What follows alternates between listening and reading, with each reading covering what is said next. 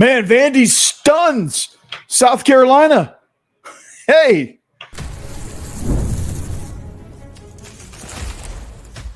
You are Locked On Vandy, your daily podcast on the Vanderbilt Commodores. Part of the Locked On Podcast Network, your team every day. What's good, everybody? What's good? I am Corey Burton. We are live on the Locked On Vandy podcast on the Locked On Podcast Network. Thanks for joining. Thanks for making us your first listen each and every day. We are live. It is a special occasion. It is a holiday here on the Locked On Vandy show. Vandy stuns, shocks, whatever adjective you want to use. South Carolina, they walk into Willie B and they shock the world. 31-7, your final.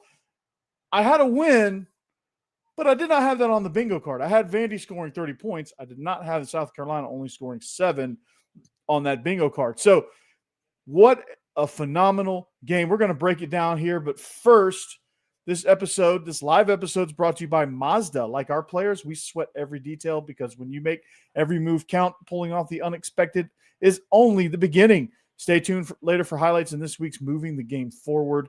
Mazda, move or be moved. Man, big victory here in South Carolina. Man, oh man. This is, what do we do with this information? Because there's so much to unpack. There's so much to look at here. There's so much, like, I don't know. I really don't know what to think, because let's start at the beginning. Okay. My brain is swirling right now because this game was very exciting for Vanderbilt. They dominated, man. They dominated the line of scrimmage, especially in the second half. South Carolina's defense they had no answers. Like, Vandy just kept grinding out yards. Pavia just kept grinding out first downs. They controlled the clock. They chewed up it was unbelievable. It was insane, dude. And the comments are flowing, man. Everyone join in. Tell a friend. Hey, tell everybody, come on over here, man. I was completely blown away. The first drive, they come out, sandstorm, the whole 9 yards. They come out, first play, they throw SETI for a loss, and the crowd is freaking on level 15. They're jacked up. And then Vandy proceeds to march all the way down the field and score a touchdown, and the crowd was stunned. They were stunned. And then South Carolina rips the ball right back down the field, just like I thought they would. And they answer. And then it just started flowing from there. I mean, as Vanderbilt started figuring them out and figuring out the offense, and I know LaNorris Sellers went out. And that's a tough loss for South Carolina. At 31-7, I just don't know if that would have made a difference. Like, maybe the score would have been tighter, but like I think with Vanderbilt controlling the line of scrimmage, I don't know that would have happened, right? And for them to be that bad without Sellers and with a dinged up Nick Harbor, which he was dinged up, but I think he was still effective. The fact that they didn't even try to send him deep at any point, even with Luke Doty. I mean, Luke Doty's a pretty good quarterback, or talent-wise he is. He can move around a little bit. He can throw a little bit. I think he's serviceable. He's not LaNorris Sellers, but I think he's serviceable.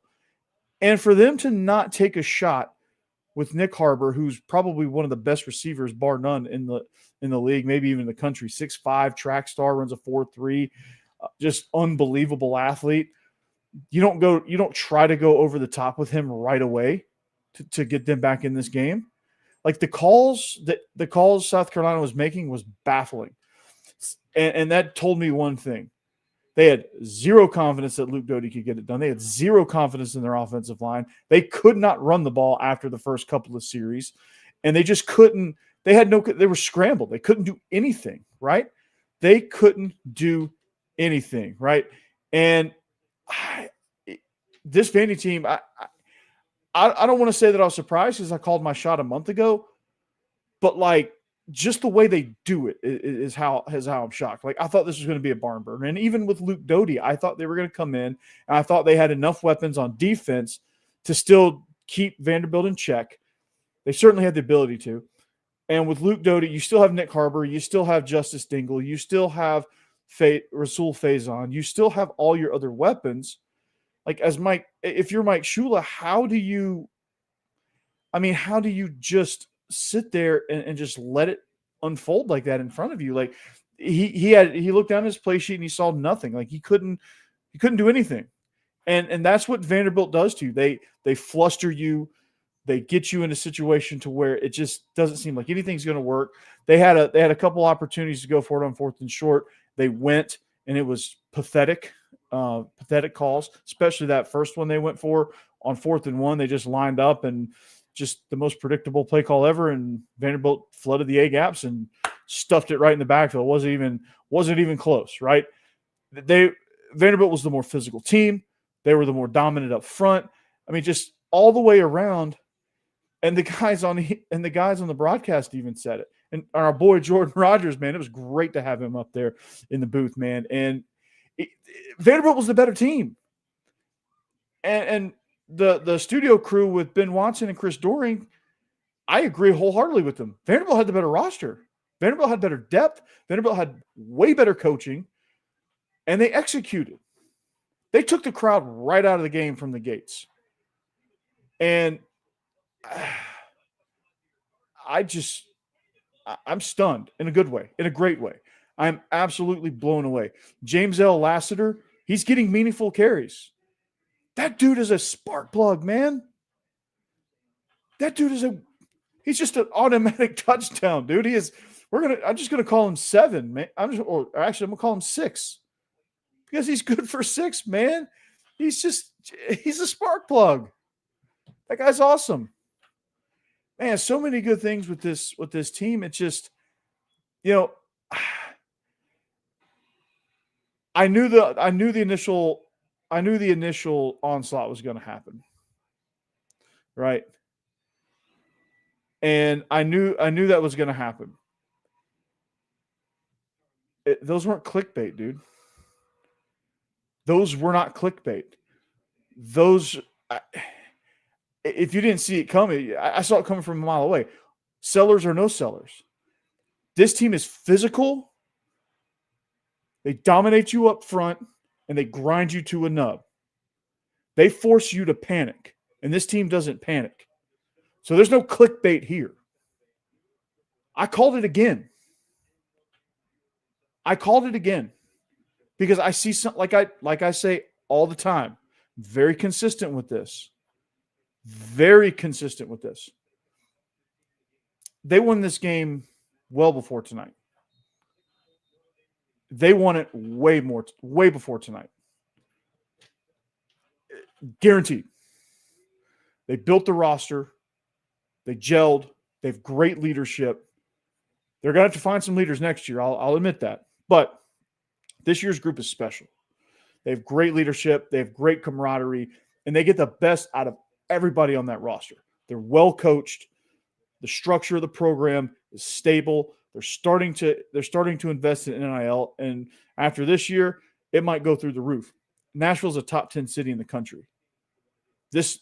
You might be seeing something unfold before your eyes. It's ridiculous, man. It's absolutely ridiculous.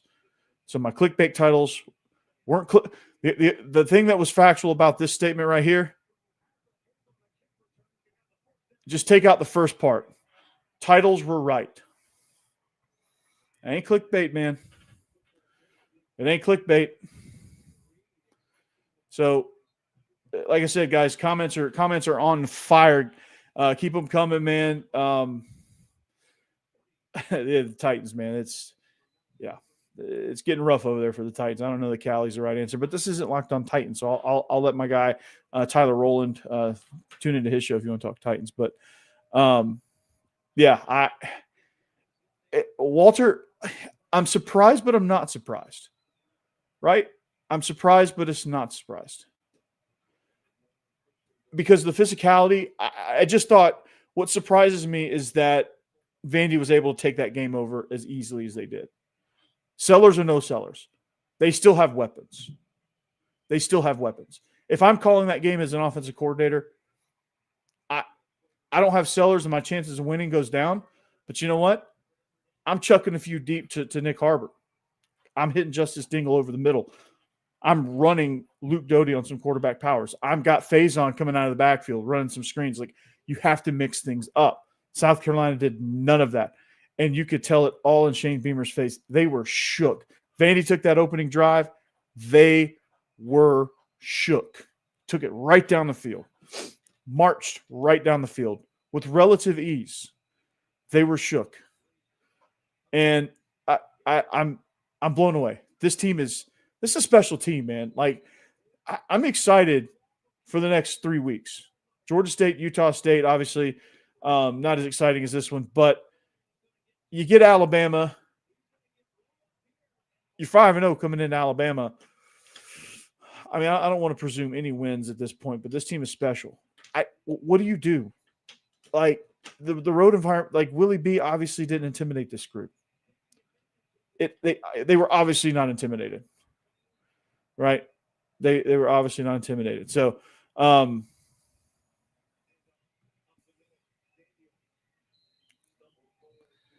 yeah, unbelievable. And we're going to talk more about this here. We're going to take a quick break, though. We're going to talk more about this. All right, as the comments are going, this episode is brought to you by Mazda's moving the game forward. For those who believe it's not just about playing the game, it's about redefining it. There are moments that do more than put points on the board. They move crowds, they move culture, and they keep moving the game forward. And this week's moment that moved the game forward is, well, was there a single moment? No. It was that, I'll say this, it was that first touchdown that Cedric Alexander scored. That set the tone for the night. And that let South Carolina know that Vandy's for real, and I think that shook them right there. I think that rattled their cage enough.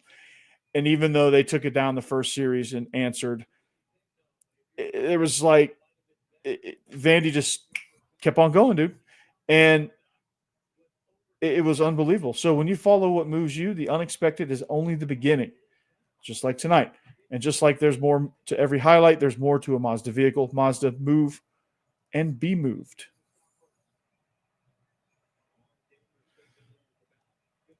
All right, we are back. It's a live reaction. We are live. It's a live episode. The comments are rolling. We've got some people in the show, in the chat, and it's the debate is on. Looks like we got a UT Vandy debate going on in the chat. UT lost a tough one today, and it is that was quite the win there. But man, this is unbelievable, man. This game was outstanding. Here's a little bit about my reaction. Like I said, the offense set the tone on the first drive. I mean, that got things going. That's Cedric Alexander after that first touchdown. And they really didn't let up, dude. They chewed up yards. They chewed up clock. They just settled in and dominated. Defensively, right? Before Sellers got hurt, they were starting to take over the line of scrimmage. They were starting to figure it out. They were starting to settle in. I think with this group, you have to kind of, especially on the road, you have to kind of withstand that initial onslaught. Because I think for Vanderbilt, they're so analytical that I think it takes a series or two for them to really kind of get a feel for what you're doing. And then they clamp down, and that defensive line, that defensive front just takes over. All right. And Sellers going down, that was a tough injury. I will say that was a tough injury. You hate that to happen. But when you look at it, like, it wasn't, and it's unfortunate because it wasn't a dirty hit. It wasn't even a hit that looked like it was anything. But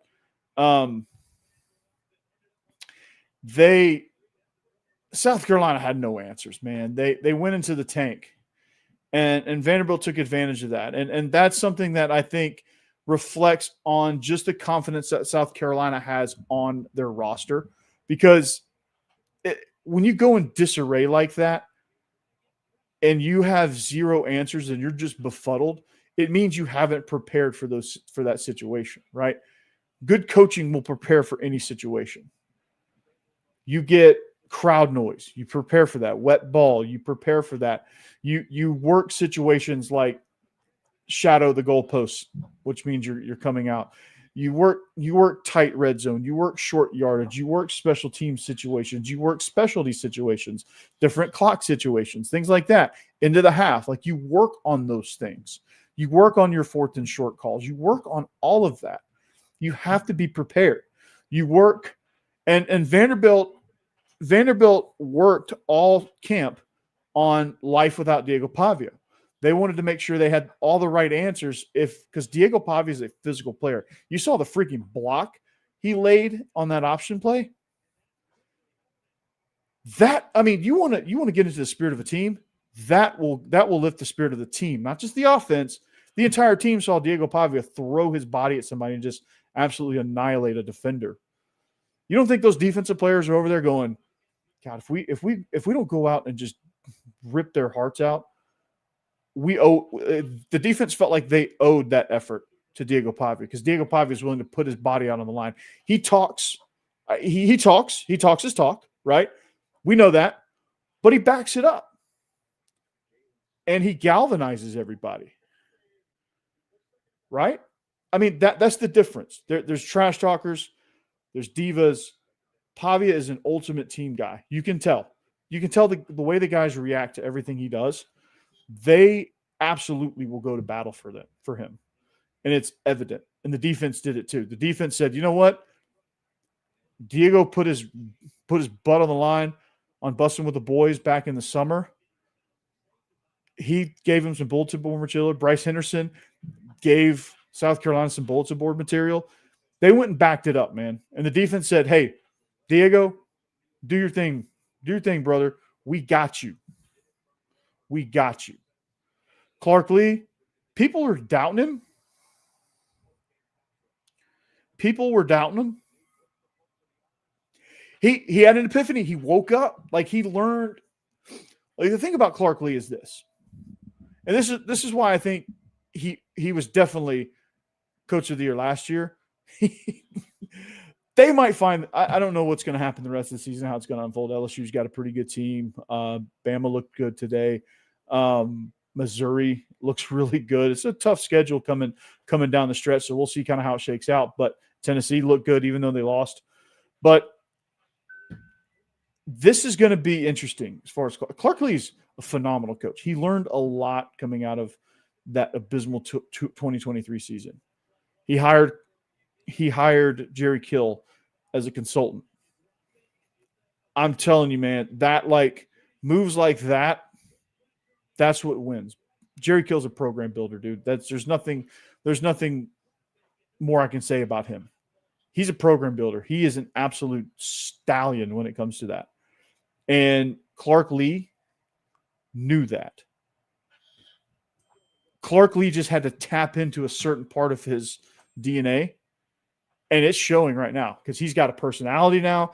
He is celebrating on the sidelines. He is raging out on the refs on the sidelines. He is showing his 100% personality. He's letting it all out. And the players love it. And he's always been a very analytical guy. He's always been a very cerebral guy. But damn, he outcoached them. This coaching staff outcoached South Carolina. They coached circles around South Carolina tonight. And they understand where the bread is buttered. It's in the line of scrimmage. It's in the line of scrimmage. And the biggest thing about this for Vanderbilt, I said coaching wouldn't matter in this matchup. Somebody roll the tape. Somebody stat check me. I said coaching would matter in this game. What did I say about Mike Shula? He doesn't know what he wants to do. And that was very evident, especially when Sellers went down. You have to have a plan. You have to have a plan. Clark Lee never panicked. The initial onslaught was there. He outcoached. He coached circles around those guys. It was very evident. We knew the onslaught was happening. Vanderbilt stayed calm. They just played their game. They didn't get too hyped. They didn't get too low. They played their game. They were even-keeled. They were consistent, and they were dominant. They just kept grinding. South Carolina was up here, then down here, and up here, and down here and up. Like, they were an emotional roller coaster. Like, teams that get hyped up like that, they usually crap out. They usually run out of gas. And South Carolina did. And Vanderbilt finally has the roster to take advantage of that. They didn't last year. They had a roster like that this year. Coaching matters. Coaching matters in the sport of football. And Vanderbilt showed it. Vanderbilt proved that. They won the line of scrimmage. I mean, I know I sound very repetitive right now. I'm very excited. But they won the line of scrimmage. That's the story. They did simple better. That was my title on Friday. Was it not? They did simple better. And they won 31-7. And when I say they did simple better, they won in the line of scrimmage. They ran the ball and they controlled the clock and they controlled the field. They converted on third down. They took the crowd out. They did the little things. This Texas A&M game's a barn burner, by the way, if you're watching that. But they did everything right. They did simple better. And that's the way you got to play, man. Like, you do simple better. There's no need to outthink the room. They did simple better. South Carolina had 0 answers. None. You got to have answers. Football, I don't know if you guys know this. I might blow somebody's mind here. Football is a violent sport. Do we all know that? Jerry, Pavia called it. So did I. Just want to let you know that. But football is a violent sport. If you're a coach in football and you don't have a plan if your quarterback goes down, I know LaNorris Sellers is the best in the country. I get that.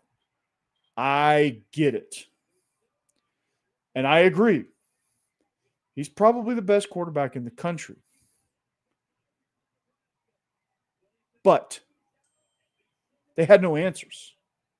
They had 0 answers. Connor, you want to do that? You want to talk about Langston Patterson's ejection? We'll do that. You guys got to stick around, though. We'll do that next. First, I want to talk about hydration. You know who could have used DripDrop? South Carolina. Because when you're on top of your hydration, like Vanderbilt was, you notice everything works better. The energy was great. The mood was great. The focus was great. The execution was great. And even they were just making plays all night long. But getting enough fluid every day isn't easy. That's why I've been loving DripDrop. For the everyday guy, it's also very, very good. So DripDrop is doctor-developed and scientifically proven for fast hydration. It uses perfect balance of sodium electrolytes and glucose to help your body absorb fluids quickly, delivering 3 times the electrolytes and half the sugar of a leading sports drink. So my favorite flavor is this. My favorite flavor is just the generic citrus flavor. That flavor is amazing. It's a game changer, right? I've tried a lot of the electrolyte powders, but nothing tastes as good or works as fast as DripDrop. So here's what I do. Here's a couple of hacks. You can try this. I don't know if Vanderbilt can do this on the sidelines. I don't know if it's very efficient. Maybe they can get the bigger containers and fill it up in their big jugs. But I always keep a few packets in my backpack and a couple in my desk drawer, like a couple in my car. Like it's been my go-to, man. And when it's hot, because it's still hot in Nashville, and I'm sweating it out, I can just reach in there, grab me a little pack, grab me some water, and just go to work, man. But right now, DripDrop is offering Locked On listeners 20% off on your first order. So just head to DripDrop.com and use promo code LockedOnCollege. That's DripDrop.com. Promo code LockedOnCollege for $20 off. Stock up now before the heat hits hard. Who wants to order from DoorDash? I know I do. DoorDash is amazing. And it's the weekend. So it's time to look back. Let's crown this week's MVP. Let's do it right now, right? Who delivered? Powered by DoorDash.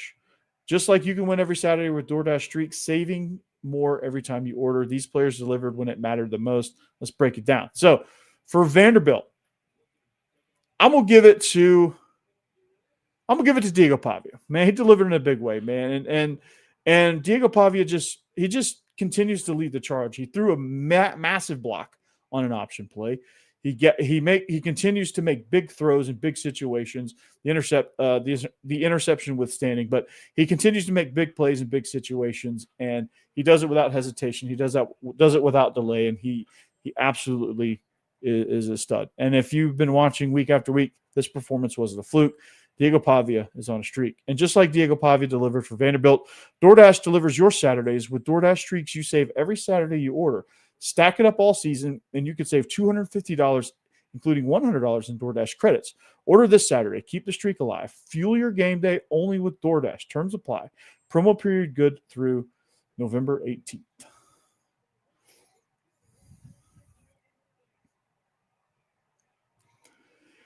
Thanks for making Locked On Vandy your first listen each and every day throughout the week. Thanks for joining me live. The comments are on fire. And, man, I want to talk about this game, all right? Because the shock of it all was that Vanderbilt went in there and won 31-7. And the stats, honestly, they don't really, like, the hard numbers don't really matter. We can look at them, but what it comes down to is this. It was a line of scrimmage game. Very simple game. Line of scrimmage, blocking and tackling. Vanderbilt did it better. Did it way better.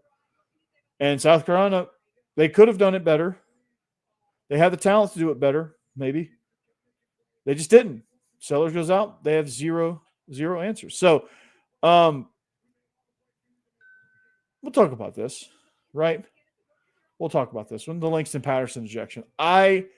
Honestly, I get why they did it, because they probably went face-to-face, or there was probably some sort of contact there. And I think the jolt of the hit, it wasn't necessarily a headshot. I think the jolt and the whiplash of the hit a little bit, I think kind of put Sellers in a bad spot with the concussion. And you never want to see a guy get a concussion, honestly. But it was a very clean hit, and it wasn't a vicious hit. What happened was, I think Langston Patterson caught himself in a bad position. He was half jumping to block the pass, and when he came down, he ran right through his face and knocked him down. And honestly, I think it should. I mean, I don't know that there should have been a call. I hate that he got injured, but I just don't think there should have been a targeting call. I really don't. Like, I think it was a little bit of a weak call. And it was, I just think it was something that the referees felt like they had to call because there was concussion involved in it, and it looked a lot worse than it actually was. And I can't wait to look through the catalog of pictures from the game to see what they have. I'll probably review it more on Monday's episode, where I can kind of dig through and find the picture. But it was, I could probably dig and find the pictures right now, but I wanted to go live right after the game, so I kind of sacrificed that a little bit. But it was not a vicious hit. It was not a dirty hit. Like I said, he put himself in a bad position. It looked a lot worse. It looked like it could have been a targeting. They would have had a hard time overturning it just by the way it looked, but it was. He didn't hit him late.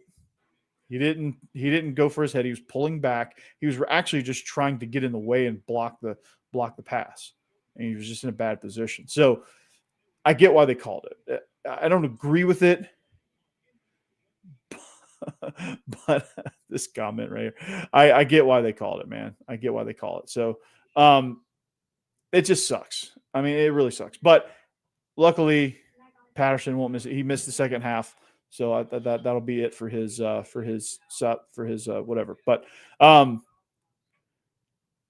streak is over. We reset. The streak got its driver's license revoked, and it is now the rest of the way. It is now even. Vanderbilt is at least taking one back. So, how does this set up for the rest of the season, man? I'm excited. We're going to talk about that also as we go. And it is, man, injured players don't equal targeting. I know. And that's the part I disagree with, Connor. I think if he got up, they wouldn't have called it. I think if he got up fine, they would not have called it. But the fact that he was down there, like something had to happen. I think Shane Beamer got into him a little bit, and they called it. So, it is what it is. Refereeing has a human element to it. nobody that we like, or nothing that we like all the time. I'm sure we'll get some calls like that in our favor. It sucks, but it obviously didn't impact the game whatsoever. And it's it's something that, yeah, I mean, you just got it, it's a piss poor call, but it sucks that he got hurt. I would have liked to have beat him with LaNorris Sellers, because I think we still could have, and I think we were on the way to. It's very, and James, honestly, it's not the quarterback situation. I think Luke Doty's a fine quarterback. I think he's a serviceable backup. I think with what they have in Nick Harbor, what they have in Rasul Faison, and what they have in Justice Dingle, I think they could have absolutely executed something. And that defense they supposedly had, I think they could have, and should have made, kept in that game. But they went into a shell. They had no answers. That's the story of the game. South Carolina had zero answers, and Vanderbilt just punked them at the line of scrimmage. Vanderbilt had the last laugh in the line of scrimmage. They were dominating. They were driving holes open. It just was if you love offensive line play, it was a thing of beauty, dude. Coach K, I don't know who needs to hear this, or if someone can clip this and get this to Coach K. Holy cow, dude. Like, this offensive line is ridiculous. The way they just, holy cow. This game is awesome. But how does this bode for the rest of the season? Obviously 5-0. It's looking like we're 5-0 coming into Alabama. That's going to be game day might be there. Game day might be there. I might actually make a live appearance on the Amazon Prime show or the Amazon Fire TV channels. Never thought that would happen, right? That wasn't in my bingo cards, but Locked On has a deal with Amazon, and we have a show on Amazon, a college football show. Sleep is for the weak, Corey. I haven't done much sleeping. Honestly, I haven't done much of that. So I obviously subscribe to that. Sleep is for the weak. I'm kind of a wacko in that sense. But it was unbelievable, man. And God, my nose is freaking itching like crazy. That's what it is, Connor. But man, this is unbelievable. Are they in the top 15? I mean, with that beat down, it's hard to argue. It's hard to argue. It's hard to argue against that. Believe in Badgers, blame the Weimaraners. Yes, that is yes. Matt Perkins, my boy. Yes, in case you guys don't understand, I'm very allergic to dogs.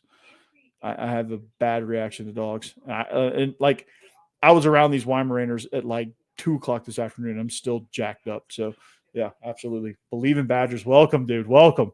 So, man, domination on the line of scrimmage. I don't hate that. I think it should be higher, but I don't hate that. It's a good place to start. I mean, just look at the teams. Like who's better? I mean, just look at the teams. Just look at the bottom 50 or the bottom, I guess, 10 from 15 to 25. I think Vanderbilt could beat every single one of those teams. Indiana, get them out of here, man. Put Vanderbilt in. They should have been ranked last week, honestly. But I'll leave you guys with this.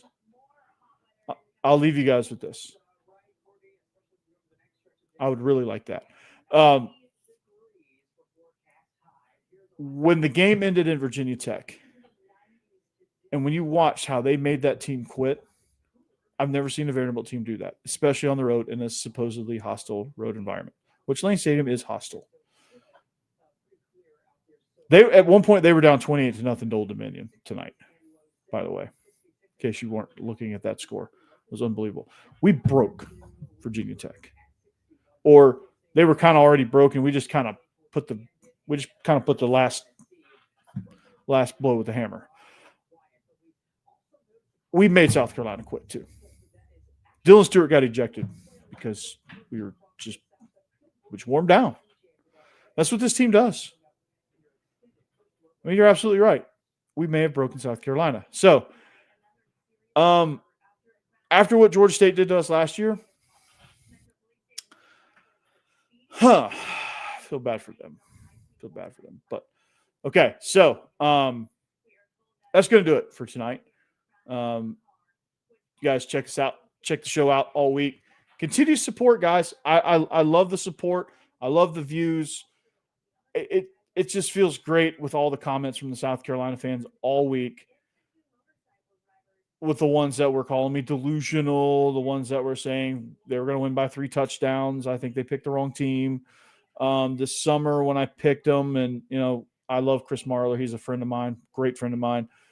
But I called my shot, and it's because, a month ago before the season started, it was a little crazy, but I saw something in Vanderbilt, and I was like, there's a quality here.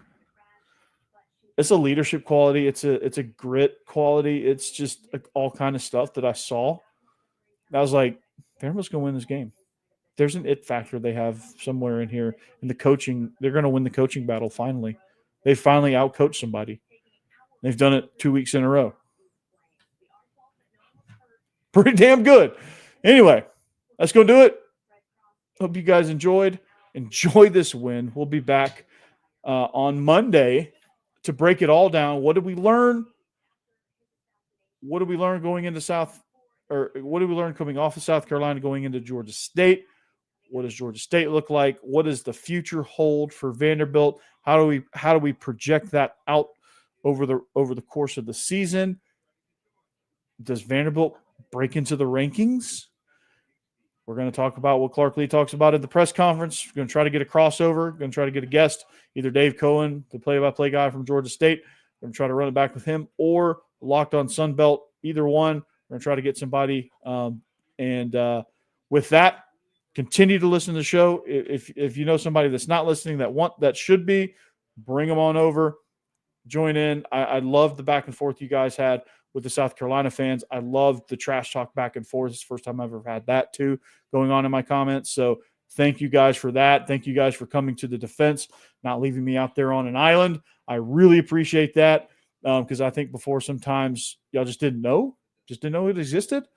And whatever trash talk I got was very minimal anyway. But as it grows with you guys, and it's all because of y'all. So he is that guy, pal. So thanks to all of you guys. Anchor down, of course. Enjoy the rest of your weekend. Enjoy your NFL Sunday, and we'll come back to you on Monday. Anchor down. Peace.